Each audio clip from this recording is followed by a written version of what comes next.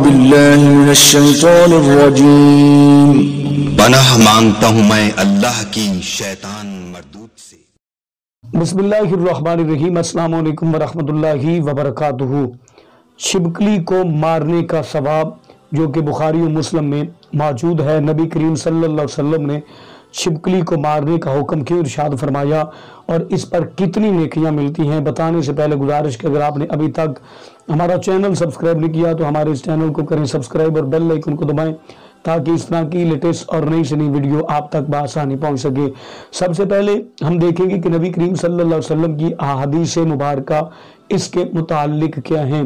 حضرت ام شریک رضی اللہ تعالیٰ عنہ ارشاد فرماتی ہیں کہ نبی اکرم صلی اللہ علیہ وآلہ وبارک وسلم نے ارشاد فرمایا کہ چھپکلی کو پہلی ہی ضرب میں مار دیا کرو۔ ہم نے عرض کیا کہ یا رسول اللہ صلی اللہ علیہ وسلم، اس کو مارنے میں حکمت کیا ہے، وجہ کیا ہے اور اسے کیوں مارا جاتا ہے؟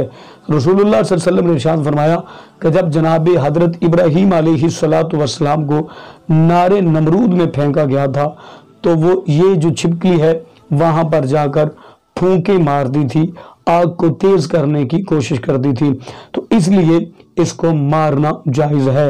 اور دوسری روایت میں ہے جو بخاری و مسلم شریف میں موجود ہے، نبی کریم صلی اللہ علیہ وسلم نے ارشاد فرمایا اور حضرت ابو ہریرہ رضی اللہ تعالیٰ عنہ اس حدیث مبارکہ کے راوی ہیں۔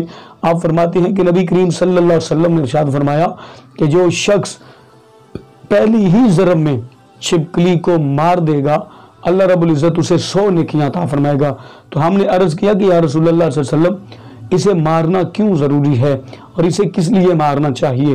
تو نبی رحمت شفیع دو عالم نور مجسم تاجدار عرب و عجم صلی اللہ علیہ وسلم والی کائنات انیس الغریبین رحمت للعالمین راحت العاشقین مراد المشتاقین شمس العارفین سراج السالکین مصباح المقربین محب الفقراء والغرباء والیتامى والمساکین سید الثقلین نبی الحرمین امام القبلتین وسیلتنا فی الدارین صلی اللہ علیہ وسلم نے ارشاد فرمایا اس کو اس لیے مارنا چاہیے کہ یہ جناب حضرت ابراہیم علیہ السلام کو جب آگ میں پھینکا گیا تو اس وقت یہ پھونک مارا کرتی تھی، اس لیے اس کو مار دینا درست ہے۔ اور جو شخص اس کو مارتا ہے اسے اللہ رب العزت 100 نیکیاں عطا فرماتا ہے۔